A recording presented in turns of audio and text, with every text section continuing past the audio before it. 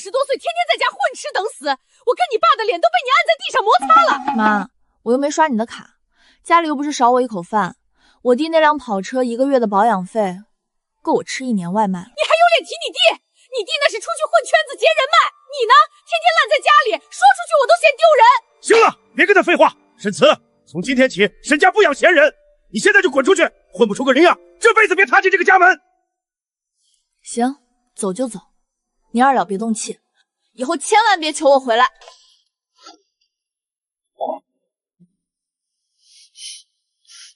饿死本小姐算你们硬。喂，干嘛？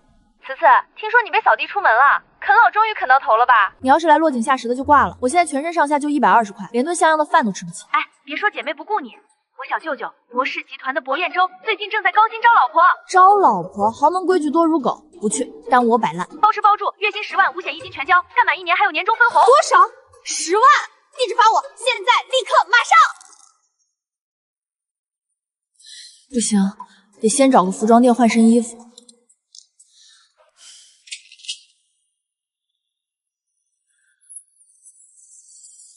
你好，博总，我是来面试总裁夫人的，不过我得先问一句，试用期工资打折吗？没有试用期，直接转正。明天早上带户口本跟我去领证。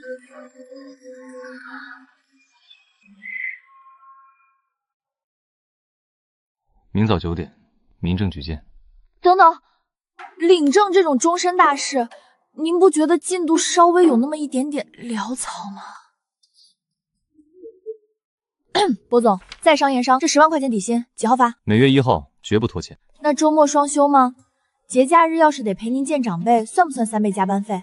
还有，这岗位需要提供情绪价值吗？比如每天早安晚安、抱抱亲亲那种贴心小娇妻服务？我不缺戏子，你的职责只有一个，在必要场合配合我扮演好博太太当跟班，只要不丢博家的脸，你的私生活我绝不干涉。那也就是说，不需要履行夫妻义务？你想多了，我还没饥不择食到这种地步。那就好，那就好。最后一个问题，如果将来您遇到真爱，需要我腾位置，离职赔偿金是 N+1，还是直接给遣散费？博氏集团的词典里没有离职，只有丧偶。听懂了吗？懂。老板放心，只要钱到位，我就是您最坚固的防弹衣。那老板，明早9点，民政局不见不散，我绝对不迟到。博言，真就定下了。沈小姐好像完全把这当成打工了。这个位置，我等了6年，从来没打算面第2个人。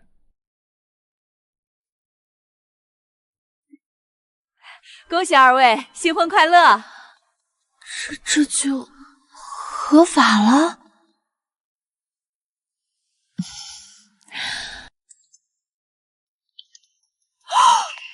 个10百千万100万1点安家费随便花。老板大气，你放心，这钱保证花在刀刃上，绝不给博太太这个光荣的岗位丢脸。婉婉，姐也是拿月薪的人了，100万安家费，以后姐包养你。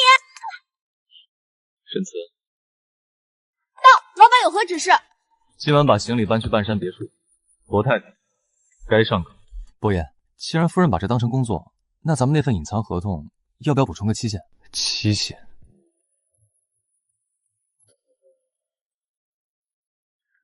林特助，你什么时候见我做过亏本买卖？我要的从来就不是1年。乖乖，这灯要是砸下来，100万够赔几片玻璃的。太太，先生今晚有视频会议，会晚点下来。厨房备了晚饭，您是现在吃还是等先生？现在，麻烦赶紧上菜，饿死我了。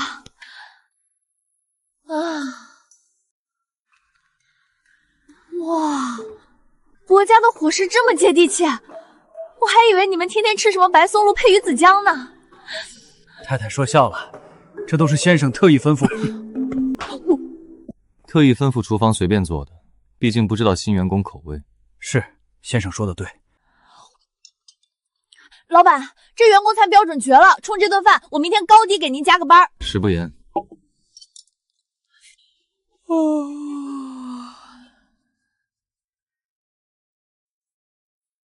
看什么呢？这么投入，还真有白月光啊！燕州平时最爱干净，现在这屋里怎么一股廉价的外卖味儿？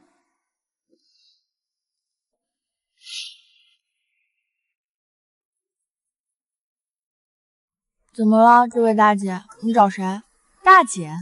哼，我是陈曼媛，你就是燕州随便找来应付长辈的那个女人，一身廉价货也敢坐富家沙发，不嫌丢人。认清自己的身份，富家不是什么人都留的，圈子里谁不知道，配得上燕州的只能是我。圈子里知道有什么用？民政局知道吗？什么意思？我手握和薄燕州合法夫妻凭证，比起你的圈内虚名，还只认这本红本本。不可能，燕州怎么可能真的跟你领证？你们一定是逢场作戏，把证给我看！哎，干嘛呢？弄坏了补办要9块钱呢。你一个外人凭什么查我们2口子的证件？你算什么东西？也配跟我摆女主人的谱？等燕州回来，我倒要看看他护着谁。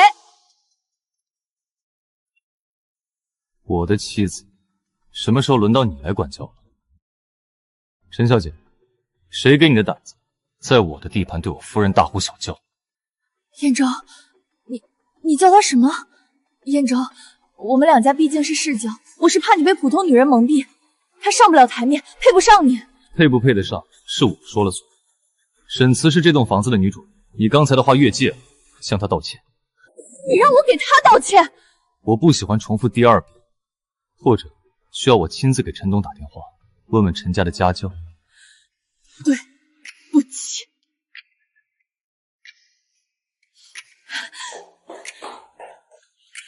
你别得意太早。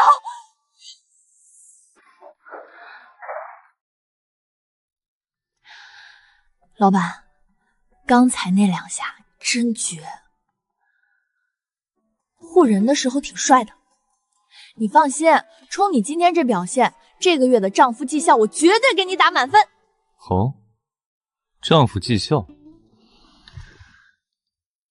那薄太太倒是说说看，满分的标准是什么？就是老板人很不错，情绪稳定，护犊子。所以，我现在只是老板人不错。先生，太太，外面来了2位自称是太太父母的人，说是要见太太。哎呦，我的乖女儿啊，妈妈可想死你了！你这丫头也真是的，结了婚怎么也不跟家里说一声呢？想我？前几天把我连人带箱子扔到大街上的，难道是鬼吗？慈慈，怎么跟你妈说话呢？之前那是气话。既然你现在嫁给了薄总，那咱们沈家和薄家也是亲家了。对，慈慈，你弟要全款婚房，再安排他进博士做经理。这点钱对你来说不算事，你跟薄总说一声就行。买房，安排经理。刘美琪女士，您是不是还没睡醒？你们养我是为了给你们儿子当吸血包的吗？沈慈，你个没良心的白眼狼！我们生你养你这么大，现在你飞上枝头变凤凰了，拉扯一下你亲弟弟怎么了？养我，从小到大好吃新衣全归他，我学费全靠打工。现在别想从我这儿拿钱，1分没有。2位请回吧。你这个逆女，你是想气死我们吗？我今天非打死你个不孝女不可！沈夫人，在我的地盘动手，你是不是觉得我薄彦州脾气太好？我的妻子不是你拿来换房换工作的筹码。管家，送客。以后没有太太的允许，这栋房子沈家人不得踏入半步。薄总，你这话什么意思？我们可是慈慈亲生父母，你懂不懂规矩？沈董如果再逗留，沈氏资金链明天可能就会出点小问题了。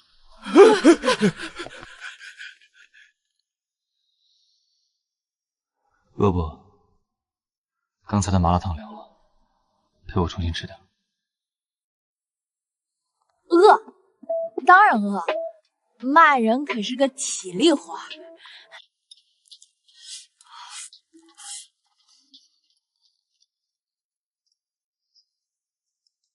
吃吧，大小姐，别饿着。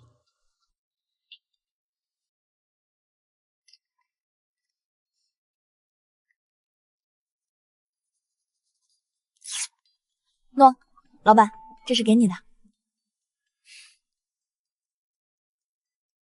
这是什么？感谢你刚才没替我原谅他们，还帮我把人赶走，所以我决定给你涨绩效。作为你的员工，这也是对老板业务能力的一种肯定。奖金我不要。不要钱？那你要什么？我想换一种奖励。薄太太，你准备给什么？老板，冷静。我觉得吧，奖励这种东西还是停留在精神层面比较健康。精神层面，那就请我吃个饭吧，就明天。明天不用，我自己约了人，就在附近随便吃点。你日理万机，千万别为我浪费时间。哼。沈慈让你乱承诺，明天赶紧躲出去，绝对不能让这阎王抓到把柄。去哪儿了？这么开心？老板，你今天怎么这么早就下班了？没去应酬啊？应酬取消了。我问你，下午去哪儿了？见谁了？就去逛了个街，买了几件衣服，毕竟我是您的面子嘛。一个人逛？我怎么听说薄太太下午跟人聊得连家都不想？您说那个啊，那是巧合。我买完东西刚好碰见我大学学长了，顺便请我喝了杯咖啡。顺便把切好的蛋糕直接递到你嘴边，连这你都知道？老板，你这查岗查的有点越界了吧？我们在合同里可是说好的，互不干涉私生活。要是被媒体拍到你跟别的男人拉拉扯扯，公关危机谁来处理？哪有拉拉扯扯？我们那是正常的校友叙旧。许哥哥人特别温和体贴，他就是那种很懂分寸的普通学长，绝对不会出去乱说话的。温和体贴，沈慈，你是不是眼神不好？我眼神怎么不好了？他就是个普通学长，对我好点怎么了？普通学长会看你连眼睛都不眨，普通学长会喜欢你这么多年。你怎么知道他喜欢我？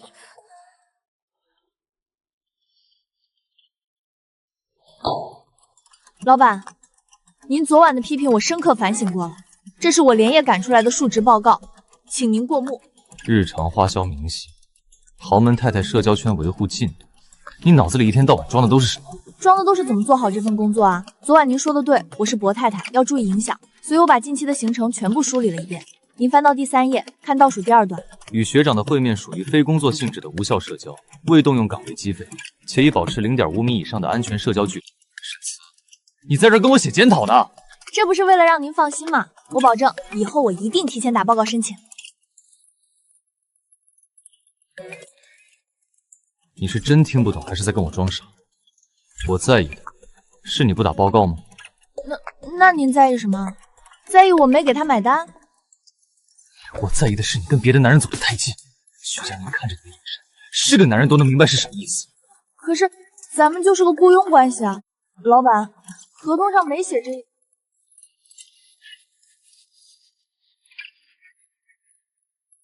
沈慈，如果我想管的不是你的工作，而是你这个人，太美了，这成色，这光泽，就是这价格多了1、2个零，总不能刚上岗就找那阎王预支工资吧？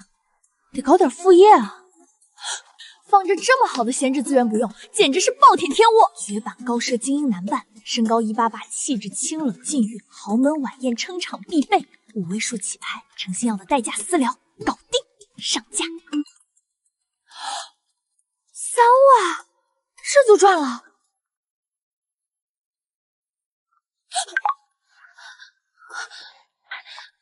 老板，您下来了。无事献殷勤，又闯祸了。我这是来给您汇报工作的，明天晚上有个非常重要的饭局。明晚的饭局怎么没人跟我提过？就是我这边的一个长辈，对，长辈，人家一直想见见你，老板。好，明晚我抽出2个小时陪你。老板大气，老板威武，你放心，明天你只要负责耍帅就行，剩下的交给我。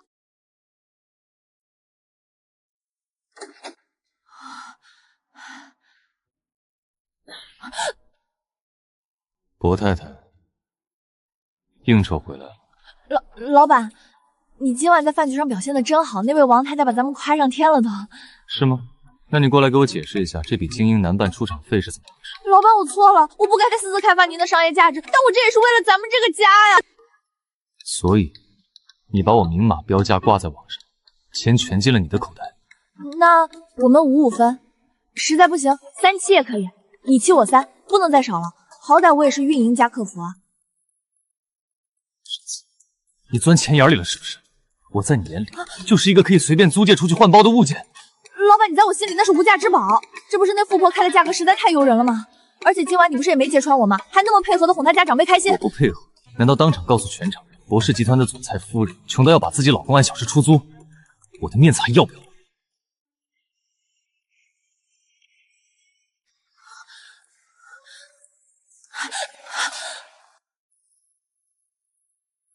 博太太，你准备把我卖给多少？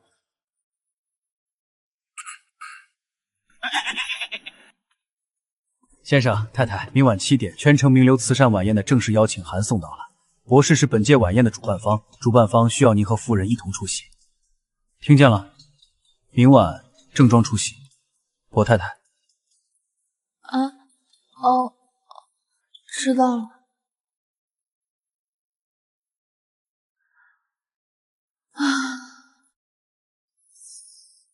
慈善晚宴主办方，完了完了，我连刀叉哪只手拿都分不清啊！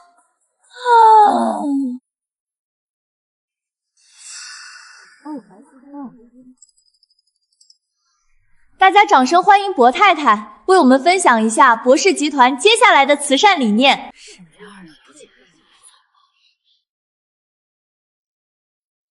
博太太，这么多商界名流看着呢，可别把博家的脸丢光了。放心，我这人别的没有，就是脸皮厚。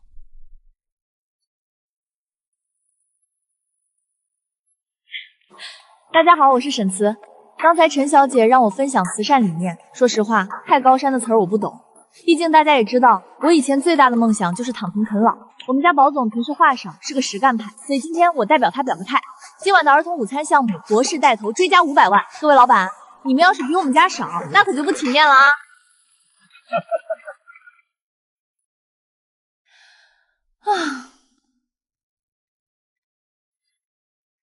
刚才算你运气好，但乌鸦就是乌鸦，变不成凤凰。开个价吧，拿着这笔钱离开博彦州。个10、百、千、万，500万。陈小姐，你打发叫花子呢？博太太这个岗位，一个月光底薪就10万，你这买断费是不是有点太抠搜了？嫌少？500万够你这种人挥霍一辈子。你真以为彦州会一直留着你？等他玩腻了，你1分钱都捞不着。你说的有道理，职场如战场，我确实得为自己的前途考虑考虑。老板，有人试图拿500万恶意收购您的核心员工。陈小姐，博氏集团的资金链还没断，博家的人还轮不到外人影响。博太太这个位置永不对外转让，以后谁要是再拿这种不入流的手段来打扰我夫人，就是跟整个博氏组。我亏了，我刚才应该先把支票收下再跟你说的。500万啊，就算上交给你，你起码得给我抽个成吧。你不是说拿钱跑路等于承认自己只值500万？我可以拿了钱不跑路啊，钱归我，人还是你的，这不两全其美？人还是我的。比喻懂不懂？就是说我不会出卖你的意思。如果今晚他给的不是500万，而是1个亿，1个亿，那我先拿5000去投了个什么项目，再拿3000万存定期，剩2000万，分你1000万当信息费。所以你还是要先收下。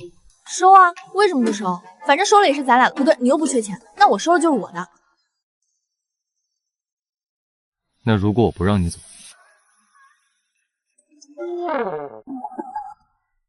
老板，明天中午我约了人吃饭，你没啥安排吧？没有。那我去了啊。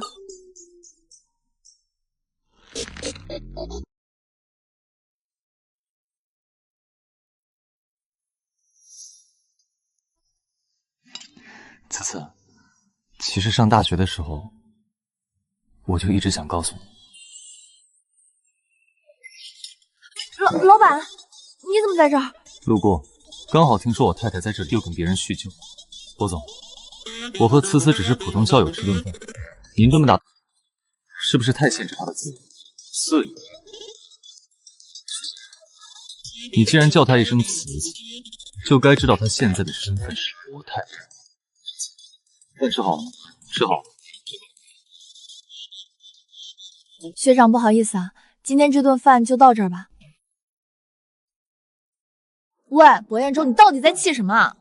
我气我认识你太晚，既让他抢先占了你大学4年的回忆，我没气你。你没气我？那你拽的跟谁欠你800万一样干什么？越想越气，越想越气。博彦州，合同上写的清清楚楚，互不干涉私生活，我就吃个饭，你凭什么像捉奸一样跑过去吓人？我吓人？沈慈，你是不是非要等他把话说透了，你才知道什么叫避嫌？避什么嫌？他是我学长，在我最穷最难的时候帮过我，你懂不懂什么叫人情世故？人情世故？你把你丈夫的面子放在哪里？丈夫？博彦州，你少入戏太深了，你只是我的老板，这只是一份工作，大不了我扣工资，今天的薪水我不要了，我住酒店冷静冷静。站住！大半夜的，你往哪儿跑？你管我！放开！对不起，是我越界了。你干嘛？惹你生气了，精神损失费。那什么，既然老板这么有诚意，那这笔钱我就勉为其难的收。诗词，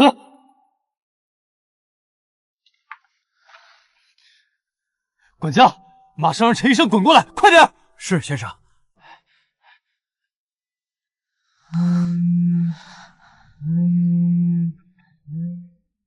伯爷，明早9点的。对了，可是伯爷，这笔案子涉及……明天所有的行程全部取消，天塌下来也别烦我。陈妈，进来一下，给夫人换身干爽的睡衣，再打盆温水来。老板，你大半夜不睡觉，在这兼职当护工啊？我这算不算工伤，给报销医药费吗？烧成这样还不忘算账？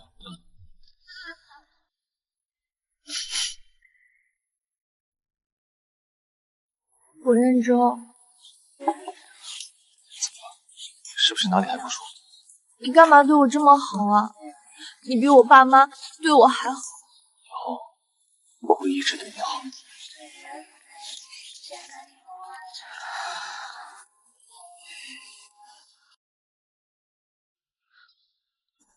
老板，为了感谢您的救命之恩，员工特地来送温暖了。哎，人不在，嘿，正好放完就跑，老板也不知道是谁送的。是什么？这不是我大二那年勤工俭学的时候吗？这种连我自己都没有的黑历史照片，怎么会在他桌子上？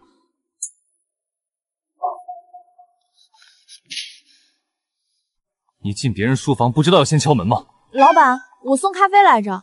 不过这不是重点，重点是你书房里怎么会有我大学食堂啃馒头的照片？博总，你老实交代，你是不是有什么变态的掌控欲？为了招个替你干活的夫人，连我几年前在哪个食堂吃什么都要暗中调查？既然这岗位底薪10万，录用核心员工，我当然要做最详尽的背调，了解员工的抗压能力和成长背景，很难理解吗？老板，您这背调做的也太细致入微了吧，连我在几号窗口买的馒头都快看清了。喂，妈不行了，心口疼的要命，你在哪儿啊？赶紧回来看妈最后一眼。妈，你别急，我马上回去。妈，你怎么了？打120没有？妈，你不是说你快不行了吗？哎呦，妈不这么说，你这攀上高枝的博太太能肯回来吗？来，快坐。慈慈，既然你回来了，咱们就说正事儿。你弟弟谈了个条件不错的女朋友，人家女方说了，必须得有辆像样的车才肯订婚。这辆豪车也不贵，才200多万。你现在是博家的少奶奶，随便从手指缝里漏点就够了。200多万，随便漏点。你们装病骗我回来，就是为了给这个废物买跑车？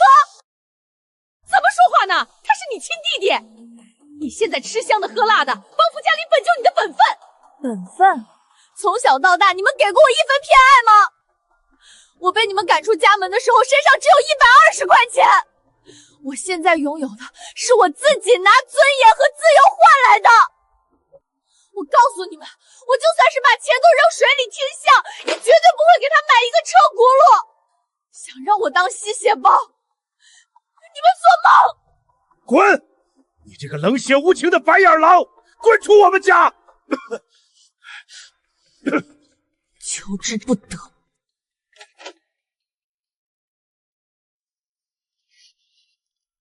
滚！你这个冷血无情的白眼狼，滚出我们家！上车，带你回家。伯爷，沈家那边又在无端滋事了。这事儿我知道了，我放在心尖上舍不得碰一下的人，他们也敢骂。伯爷，需要去敲打一下沈家吗？敲打不够，去扶持沈宏远的对家，让他自顾不暇，不就没空来烦夫人了？是，我马上去办。此，大快人心啊！一八公司今天一天连丢了3个大客户，现在全家都在补救，半个月没空烦你了。听说还是我舅舅出手帮的你。薄彦舟，你为什么要对我这么好？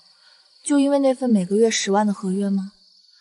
如果我说是，博士的员工只有我能欺负。哪个老板会为员工做到这份上？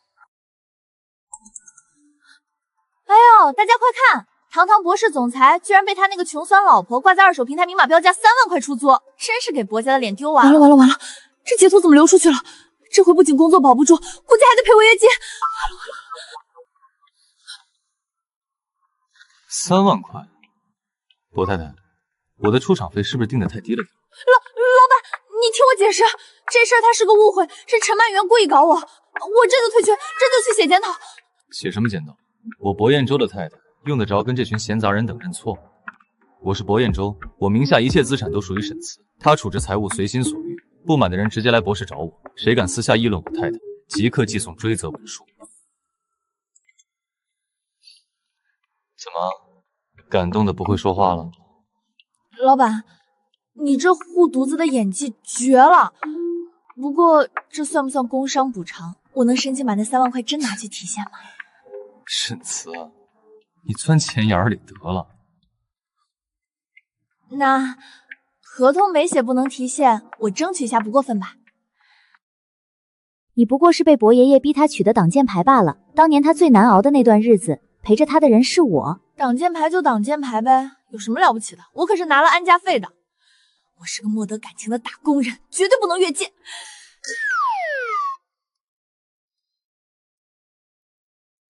怎么了？饭菜不合胃口，还是谁又惹你生气了？没有啊，挺好的，谢谢薄总关心。薄总，昨天还叫老板，今天就变薄总了，你是不是有事瞒着我？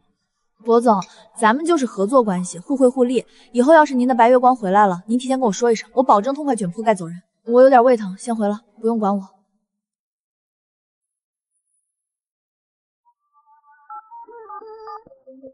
去查今天到底是谁给他发了什么东西，如果查不出来，明天你也不用。伯爷，查到了，是陈曼媛小姐，她找人合成了一张你们当年同框的照片，还发了一些误导夫人的短信。他找死！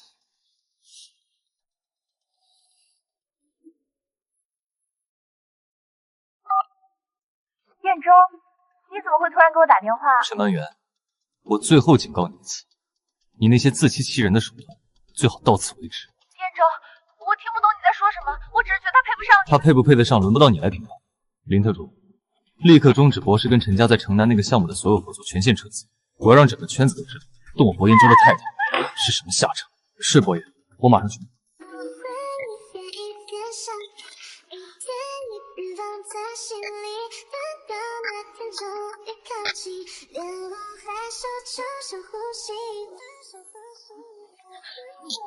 你干嘛？沈慈，看着我。看什么？没有什么白月光，也没有什么旧情。那张照片是合成的。这辈子，不管是挡箭牌还是别的什么，能站在我薄彦舟身边的女人，从始至终，只有你沈慈怡。那你对我这么好，就不怕我当真了，赖着你不走？如果我就是想要你当真，疯了！他到底什么意思？又是送钱，又是霸总护妻的，现在连看我的眼神都跟拉丝了一样。大姐，你是不是对自己的魅力有什么误解？还是你觉得我舅舅闲得蛋疼，花几百万陪你玩过家家？他找我不就是为了应付家里那些催婚的长辈吗？我就是个性价比高又听话的工具人而已。沈慈，你是不是缺心眼儿？你以为博士集团的门槛有多低？要是随便找个工具人，陈曼玉排队都能排到法国去，他为什么偏偏挑了你？因为我便宜，好拿捏。因为是你啊！我舅舅那个人活了快30年，身边连只母蚊子都没有，冷得跟冰块一样。你什么时候见他对别人这么上心过？替你怼陈曼如，替你出气搞你家公司，现在还特意跑去跟你解释绯闻。此次，我问你，你老实回答，你觉得这场高薪招聘真的只是个巧合吗？什么意思？圈子里谁不知道博彦舟是个不做亏本买卖的狐狸？他设了这么大一个局，还指名道姓的把招聘信息精准的通过我递到你手里，你还不明白吗？你是说，他早就盯上我了？我可什么都没说。别怕，有我在。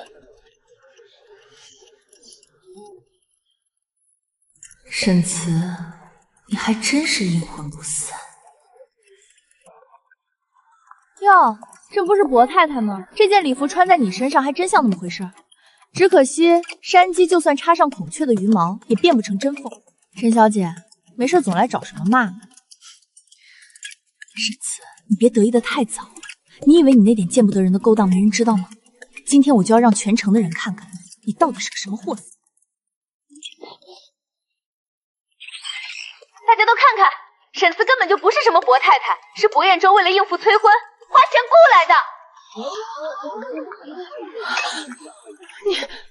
你怎么会有这个？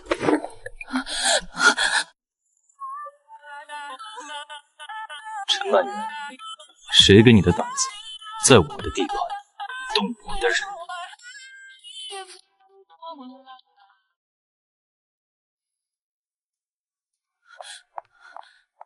把我家的监控和佣人买通，偷拍太太的私人物品。陈曼玉，陈家就是这么教你做事的。彦舟，我是在帮你拆穿这个心机女，她就是为了你的钱。是真的。我博彦舟的钱不给我老婆花，难道烧给外人看吗？这份申请表不仅是真的，而且我已经批了。各位大概不知道，我追我太太追得很辛苦。她既然喜欢谈钱，我就用全部身家给她安全。不是她图我的钱，是我怕我的钱不够多，留不住她。沈慈是我明媒正娶放在心尖上的妻子，今天谁敢看她半分笑话，就是跟我博氏集团过不去。把陈小姐请出去，顺便通知法务部起诉她侵犯隐私和商业间谍罪。博彦舟，你今晚在台上说的那些话，是为了保全博家的面子，还是真的？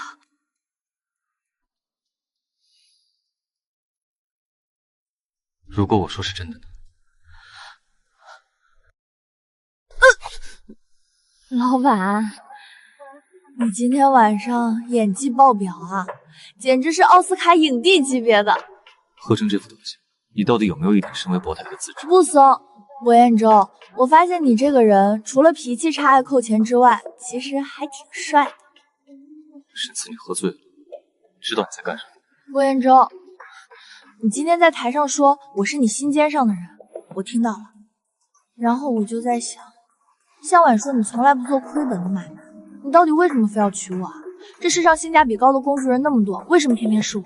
你该不会真的像向晚说的那样，早就暗恋我、蓄谋已久了吧？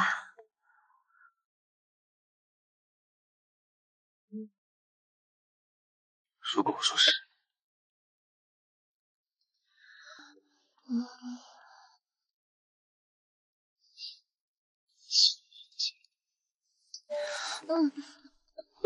乖，先睡觉，以后你就知道了。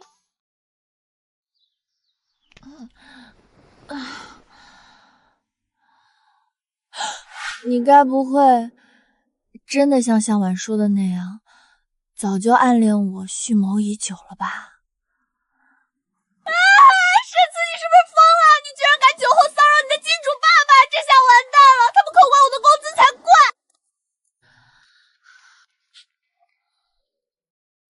站住！老板早，我突然想起来今天约了项目逛街，对，逛街，我先走了。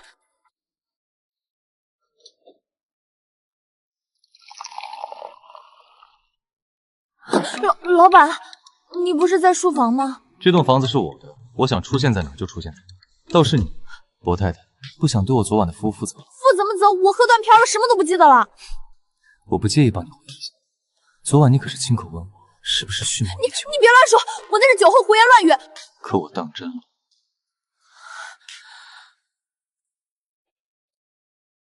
思思，你见见妈，妈求你了。你们又想耍什么花招？之前装病要车要屋骗不到钱，现在改演苦情戏了。思思，沈氏集团这次是真的要破产清算了呀！公司资金链彻底断了，你现在是薄太太，你只要动动嘴皮子，让薄总高抬贵手给沈氏注资。现在知道我是你女儿了，你们把我赶出家门，想过有今天吗？是爸的错，爸鬼迷心窍。思思，就算你再恨我们，沈家也是生你养你的地方，你总不能眼睁睁看着你爸一辈子的心血付诸东流吧？那是你们的报应，跟我有什么关系？你们走吧，我没钱。博彦州的钱也不是大风刮来的，我没脸去开这个口。思思，你不能见死不救啊！你这丫头怎么心这么狠？2000万啊！我得在博士打多少年的工才能还清？可是不借，那2个老东西万一真跳楼了怎么办？这他妈算不算道德绑架？博彦州，沈家是个无底洞，你图什么啊？你帮我挡了这么多次子弹，我都不知道该怎么还你了。我说过，你的事就是我的事，至于怎么还，薄太太，欠债肉偿这个道理。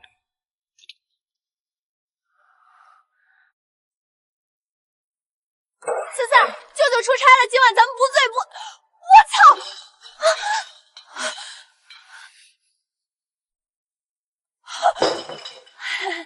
对不起，舅舅，我不知道你在家。不是，我的意思是，舅舅，你终于熬出头了。你从高中就暗恋人家，费尽心机搞个10万月薪的假招聘把人家骗回家，现在终于要亲上了，我这就走，你们继续。向往刚才说什么？高中就暗恋，10万月薪的假招聘？罗彦州，你从一开始就是在给我设局。沈子，你听我解释，事情不是你想的那样。别碰我！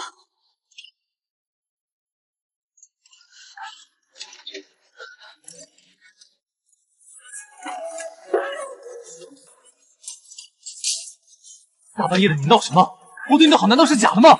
觉得不重要是吗？搞了半天，我在你眼里就像个被人用饵钓上来的傻鱼，你是不是觉得特别好笑？沈慈，你今天要是踏出这个门，你的工资、薄太太的身份就全都没有。薄总，我不干了，你那10万块的月薪留着去钓别的鱼吧。思思，我错了，我真的不是故意抖搂出来的。但我发誓，我舅舅绝对是真心爱你的。他为了给你下这个套，把全公司的法务部都折腾疯了。他骗我，他就是个老狐狸大骗子，我这辈子都不会再理他了。查，把全城的监控都给我调出来，就算是翻遍每一寸地皮，也要把他给我找出来。是，我马上通知安保部。阴险、狡诈、不要脸，难怪他清楚我食堂爱吃的包子口味，我还以为遇上了线上贵人，实则就是个偷窥者。姑奶奶，你骂归骂，能不能先回我舅舅一条微信？他已经给我打了好几个电话了，我感觉他现在正提着刀满世界找人呢。不回，就让他急着。凭什么他把我玩弄于股掌之中，我还要乖乖听话？本小姐今天也是有脾气的人了。想让本小姐这么快妥协，门儿都没有。向晚，如果5分钟内你不说出沈慈在哪儿，明天早上我就把你上个月刚买的那辆法拉利扔进海里。思思，我求你了，你俩打情骂俏，能不能别拿我的车菜刀啊？那可是我的心肝宝贝。没出息，一辆破车就把你吓成这样，他就是吓唬你的，他还能真找过来？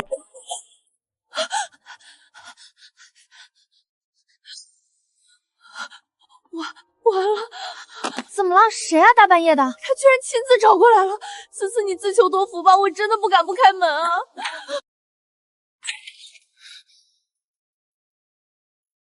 沈慈呢？躲里面了。舅舅，你冷静点，思思现在气头上。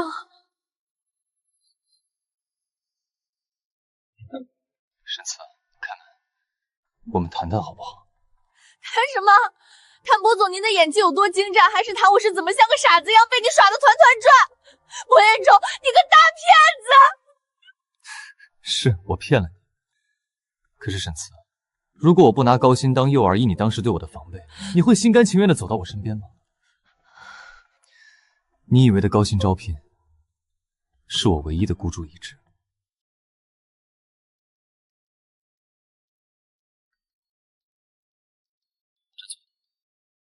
博总，你这服务态度不够专业啊！虾线挑干净了吗？就往我嘴里塞。挑干净了，我的错，下次一定更仔细。吃吧，左左。博彦中，别以为给我剥2只虾这件事就算翻篇了。你不仅骗婚，还侵犯我的肖像权，暗戳戳藏我那么多照片，这事儿性质很恶劣。夫人说的是，小博知错了。这还差不多。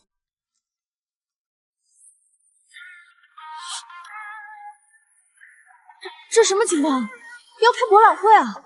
这是我的全部身家，博氏集团30%多，我名下所有的不动产和基金，已经全部转到了。博彦中，你疯了！这么多钱你全给我？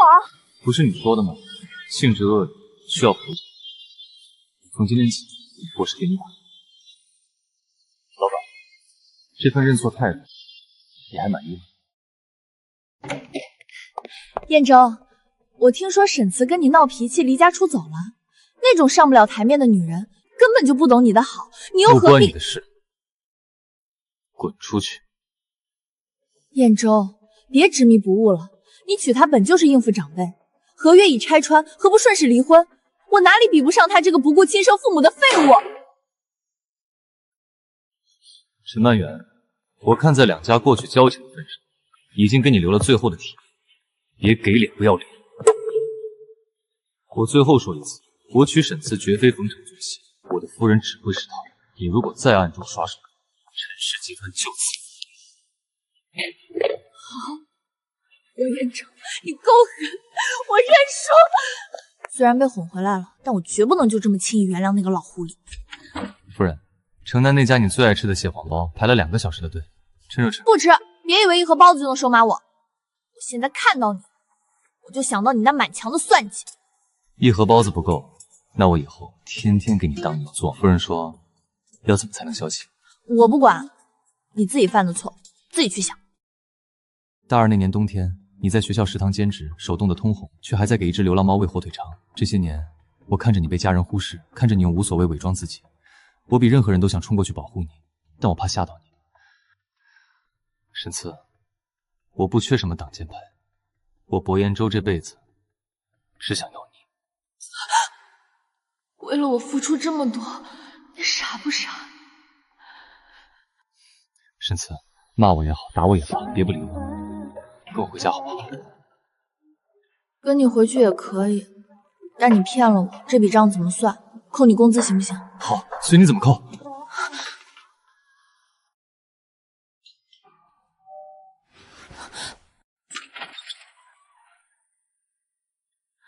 慈慈，妈来看看你。你们来干什么？又缺钱了？博彦州上次给的钱不够你们挥霍的？不，思思，不是钱的事儿。上次博总注资，公司已经起死回生了。我们今天来，就是想来看看你过得好不好。这是城西老街的桂花糕，你小时候最爱吃。那时候家里偏心，每次只能买1块，我都留给你弟弟。妈昨天路过，排队给你买了1盒。现在送来有什么用？我已经被你们赶出家门了，在你们眼里，我就是一个可有可无的废人，不是吗？是爸爸糊涂，经历了这次破产，我和你妈才看明白，树倒猢狲散的时候，只有你这个被我们苛待过的亲生女儿肯救我们。此次爸妈知道错了，真的知道错了。你们起来吧，这盒桂花糕我收下了，以后你们过你们的日子，我过我的日子。只要你们不再作妖，沈家有难我不会见死不救，但其他的强求不来。博彦州，还好我现在有你了。我会一直在。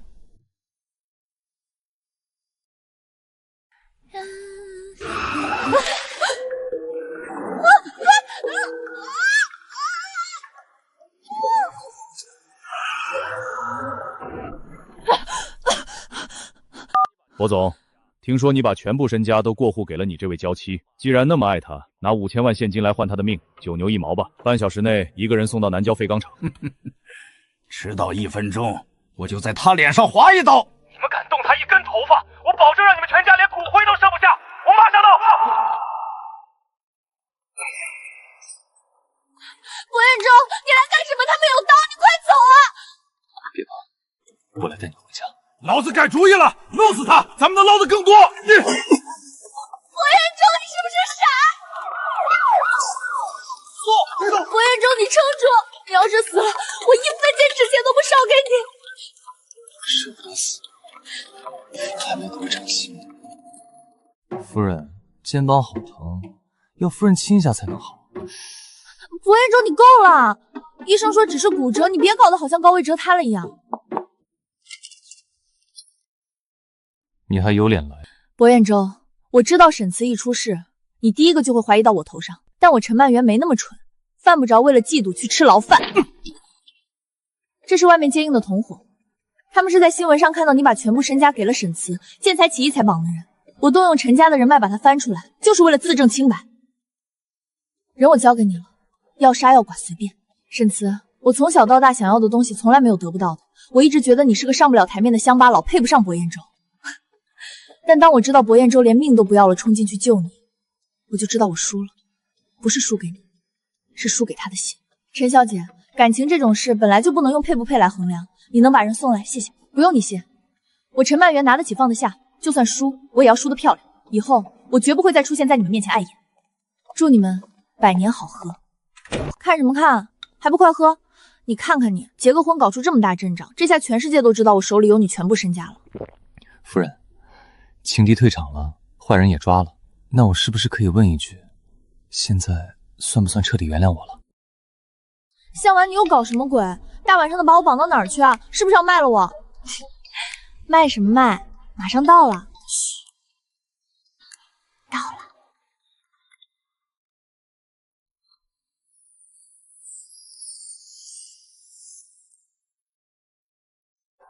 快去吧，女主角。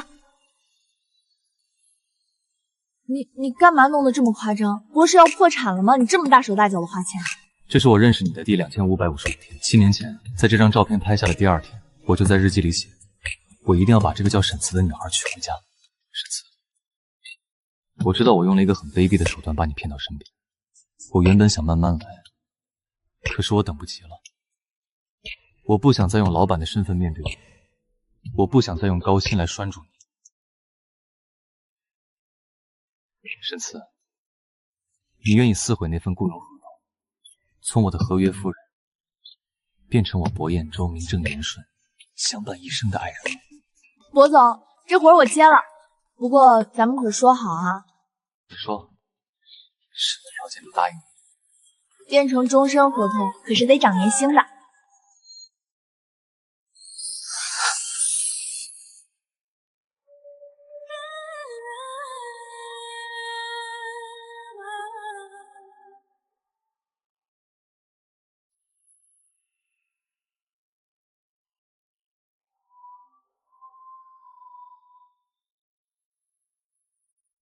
博总，不，彦舟，这孩子以前在家里受了委屈，以后我就把他交给你了，一定要对他好。爸，您放心，我博彦舟的命是他的，以后谁也不能让他受半点屈。我舅舅终于不是老光棍了，我磕的 CP 终于圆满了。博彦舟先生，你是否愿意娶沈慈女士为妻？无论贫穷还是富有，疾病还是健康，都爱她，尊重她，直到死亡。我愿意。别念了，神父，我愿意。10万月薪的时候我都愿意，现在加倍了，我傻了才不愿意。博太太，这么神圣的时刻，你非要提前，这叫勿忘初心。那我就显示我这个权。